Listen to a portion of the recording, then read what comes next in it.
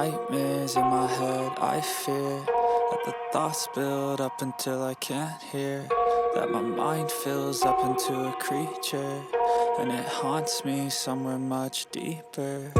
Anxiety, filling up every space, no privacy, and silently, it could build and build until you. Salam sejahtera Malaysia, denyut nadi suara rakyat bergema di channel ini. Berita terkini daripada astroawani.com. Bertarikh 29 November 2023, baru diterbitkan 5 minit yang lalu. Bertajuk Fitnah, 3 pemimpin DAP saman Siti Mastura. 3 pemimpin DAP telah memfailkan saman fitnah terhadap ahli parlimen kepala batas Siti Mastura Muhammad berhubung ucapan beliau dalam ceramah Majlis Himpunan Muslimat dan Amirah Pilihan Raya Kecil Kemaman awal bulan ini. Berita penuh, Kuala Lumpur. 3 pemimpin DAP telah memfailkan saman fitnah terhadap ahli parlimen kepala batas iaitu Siti Mastura Muhammad kerana berhubung dengan ucapan beliau dalam satu ceramah Majlis Himpunan Muslimat dan Amirah Pilihan Raya Kecil Kemaman pada awal bulan ini.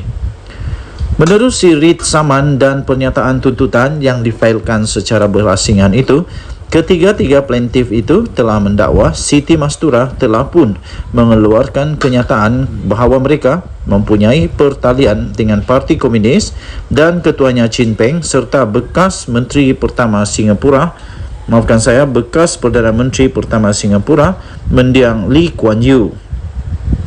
Mereka mendakwa ketika ceramah pada 4 November lepas, defendant telah membuat beberapa kenyataan yang merujuk secara langsung dan tidak langsung kepada ketiga-tiga plaintiff, iaitu mereka mempunyai hubungan dengan Parti Komunis, menyokong serta mengamalkan selain menyebarkan ideologi dan falsafah komunisme dalam negara. Menurut plaintiff, kenyataan Siti Mastura juga mengandungi butiran bahawa mereka adalah musuh negara serta tidak mempunyai kesetiaan kepada raja dan negara, selain warga negara yang tidak setia dan mengamalkan ideologi terlarang. Plaintiff mendakwa kenyataan itu turut mengandungi butiran bahawa mereka membawa ancaman kepada keselamatan negara, selain dakwaan mereka adalah sebahagian daripada agenda Klan Lim untuk membentuk sistem kader, iaitu istilah yang biasa digunakan dalam struktur Parti Komunis oleh DAP bagi menyebarkan ideologi dan falsafah komunis di negara ini. Ketiga-tiga ahli politik menegaskan bahawa dakwaan defendant adalah tidak berasas, palsu serta berniat jahat kerana sengaja mengaitkan mereka dengan Parti Komunis dan Chin Peng. Tindakan defendant jelas sekali didorongi dengan tipu muslihat untuk mendapatkan publicity bagi menaikkan imej parti politik defendant, menurut ketiga-tiga plaintiff dalam pernyataan tuntutan. Oleh itu, mereka menuntut ganti rugi am, ganti rugi teruk dan ganti rugi teladan serta perintah injuksi untuk menghalang defendant daripada terus menerbitkan kenyataan yang sama. Mahkamah Tinggi di Georgetown menetapkan 12 dan 19 Disember ini untuk pengurusan kes. Sumber berita dari bernama diterbitkan semula di astroawani.com. Denyut nadi suara rakyat bergema di channel ini. Jangan lupa tekan butang subscribe, like dan share. Bye-bye. Salam sejahtera Malaysia, selamat pagi tuan-tuan dan perempuan yang dihormati sekalian. Hari ini saya berada di Korea, di Gongjung. Gongjung. Susah lah sebut nama tempat di Korea ini. Sekarang pukul 8 pagi di Korea. Cuaca di sini sekarang ada -1 sekarang di sini. -1, sejuk. Hari ke-8 di Korea. Okey. Ada satu kenyataan terbaru daripada Sinar Harian Premium dikeluarkan yang saya sangat-sangat setuju lah. Saya sangat-sangat setuju, yaitu seorang timbalan Menteri KPDN Fauzia Saleh, kalau saya tidak silap. Dia mengatakan begini, dan saya setuju ini. Jika anda setuju, anda boleh komen saya setuju.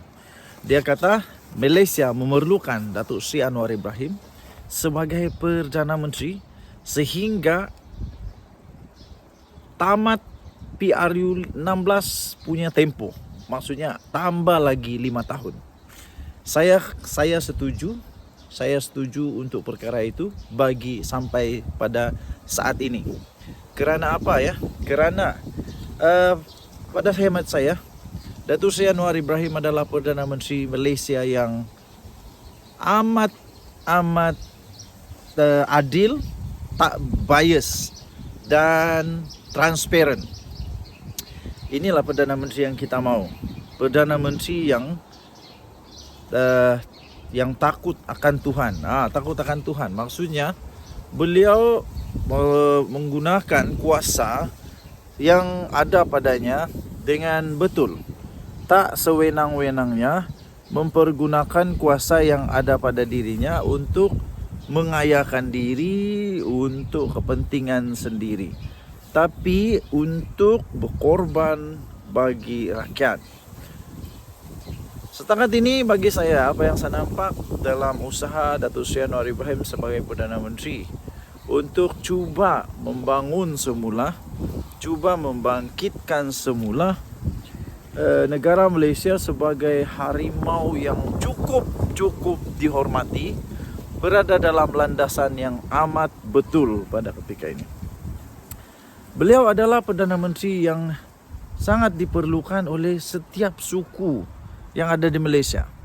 Kerana beliau bukanlah seorang Perdana Menteri yang keterlaluan. Bukan Perdana Menteri yang bias. Bukan Perdana Menteri yang berat sebelah. Tapi Perdana Menteri yang memperlihatkan tanggungjawabnya,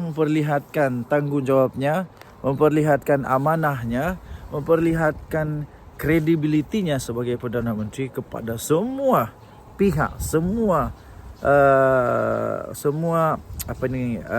bangsa, suku, kaum, negeri yang ada di Malaysia. Buktinya sekarang Sabah dan Sarawak betul-betul dia punya semakin mendapat tempat yang sepatutnya. Kemudian begitu juga dengan yang lain-lain, tidak ada bias yang keterlaluan. Jadi bagi saya benar sekali, biarkanlah kita memberi peluang dulu kepada Datuk Seri Anwar Ibrahim seperti yang telah dititahkan oleh Kebawah Duli Yang Maha Mulia Sultan Johor. Jangan kacau Anwar dulu, bagi dulu dia peluang untuk membuktikan bahawa dia mampu untuk mengemudi negara Malaysia ini dengan baik. Barulah kalau dia tak mampu, kita sama-sama tukar. PRU 16 nanti tukar sama-sama. Tapi untuk pada ketika ini, bagilah dia kerjasama sebaiknya. Kita bagi peluang untuk dia membuktikan bahawa dia boleh mengemudi negara Malaysia. Kalau tak bagus, kita sama-sama tukar. Tapi kalau dia bagus, jangan dulu tukar. Apa pendapat anda? Saya setuju. Ini pastinya memberikan kesan yang mendalam kepada Muhyiddin Yassin, PPBM. Terutamanya kerana Datuk Seri Anwar Ibrahim adalah orang yang cukup tegas dalam melakukan tugasnya. Khasnya untuk memerangi rasuah, untuk memastikan negara Malaysia bersih daripada rasuah dan negara Malaysia dapat melaksanakan segala yang sepatutnya, kemajuan di dalam Malaysia. Apa semua dalam Malaysia ini sepatutnya betul-betul terjadi tanpa ada ketirisan, tanpa ada penyelewengan, penyalahgunaan kuasa. Saya kagum dengan negara Korea. Walaupun saya tetap hati saya memang orang Malaysia. Apapun terjadi, Malaysia tanah airku, Malaysia yang terbaik. Tapi saya kagum dengan Korea yang sudah hancur kerana peperangan. Banyak lagi cabaran yang telah dilalui oleh Korea. Tapi bagaimana Korea boleh bangkit semula dengan baik sekali? Kerana adanya ketulusan, adanya credibility, adanya mereka punya ialah betul-betul jujur dalam melaksanakan tugas. Tidak ada penyelewengan, tidak ada salah guna kuasa. Jadi semua pembangunan dapat dibuat dengan betul. Dapat dibuat dengan betul. Semua orang maju. Negara semakin maju, negara semakin kaya, negara semakin hebat. Ini barulah. Jadi itulah yang kita lihat dalam Anwar Ibrahim yang saya yakin boleh membawa negara Malaysia kembali bangkit menjadi satu kuasa yang akan dihormati oleh negara yang lain. Denyut Nadi Suara Rakyat bergema di channel ini. Jangan lupa tekan butang subscribe, like dan share. Malaysia kita punya, cintai Malaysia aku, kita jaga kita. Bye-bye. Salam sejahtera Malaysia. Denyut Nadi Suara Rakyat bergema di channel ini. Okey. Sekali lagi saya masih di Korea. Sekarang menghampiri jam 8 pagi di sini. Di Malaysia lebih kurang jam 7 pagi. Okey, sejuk sekarang lebih kurang 0 hingga 2 darjah Celsius, tapi rasa dia macam negatif 2. Sejuk betul. Apapun tiada salji. Ada sikit saja salji ni hari. Ada sikit saja. Okey, kemarin Azalina Osman Said telah mencabar Ahmad Samsuri, Menteri Besar Terengganu, untuk meletak jawatan. Barulah adil untuk 1 lawan 1 face to face dengan calon daripada Barisan Nasional, iaitu Tan Sri Raja Mohammed. Dan sebenarnya pengundian bukanlah 28 November atau 25 November yang saya sebutkan dalam video sebelum ini, tapi pada 2 Disember ini, 2 Disember. Setelah dicabar oleh Azalina untuk Ahmad Samsuri meletak jawatan supaya dapat fokus kepada satu parlimen saja, tiba-tiba muncullah suara sana sini, muncullah banyak sekali orang-orang yang cuba mempertahankan Ahmad Samsuri supaya tidak meletak jawatan. PAS kata tak payah letak jawatan, sehingga PAS juga memetik beberapa contoh nama di dalam kerajaan ataupun di dalam pembangkang atau sebelum ini yang terjadi di Malaysia, iaitu adanya beberapa orang juga di dalam kalangan parti yang lain yang juga pernah memegang 2 jawatan, Menteri Besar dan Ahli Parlimen. Maksudnya dia juga adun, dia juga parlimen. Pada pendapat saya, betul juga, tiada masalah. Tapi secara perlembagaan, secara demokrasinya tiada masalah. Tetapi itu bagi mereka yang betul-betul rajin. Betul-betul rajin, ada cukup komitmen untuk menghadap 2 perkara, iaitu di Dewan Undangan Negeri dan juga di Parlimen Dewan Rakyat. Jangan pula selepas ini ada lagi kejadian ramai sekali ponteng ke Dewan Rakyat. Tidak kiralah ahli parlimen pembangkang ke ahli parlimen kerajaan, tidak kiralah apapun kedudukan, tapi selepas tiba-tiba jadi ahli parlimen dan menteri besar, tiba-tiba banyak pula alasan. Ada pula alasan baru, alasan kuat pula tu, tidak dapat pergi Dewan Rakyat sebab mungkin sibuk pula dengan adun selepas itu. Jadi harap-harap ya, boleh juga. Cuma jangan sampai boleh lagi jadikan alasan, tidak boleh datang pergi parlimen sebab ada asap. Sebab ada tugas lah. Nanti last dapat gaji allowance ahli parlimen tapi tidak pula melaksanakan tugas seperti yang sepatutnya. Maksudnya betul-betul laksanakan seperti yang sepatutnya. Apapun itulah yang disebut oleh PAS. Hadiah wang sendiri muncul. Wah, betul-betul diorang kena jentik lah kali. Kena geletek jiwanya, kena geletek pinggangnya sebab cabaran daripada Azalina itu. Betul-betul mereka terasa kali ini. Azalina memang hebat lah. Kalau macam begitu memang hebat lah. Boleh mampu untuk membuat hati Tok Guru Hadi Awang tergeletek sehingga terpaksa mengeluarkan kenyataan dan memberikan satu kenyataan untuk backing Ahmad Samsuri sebagai Menteri Besar Terengganu.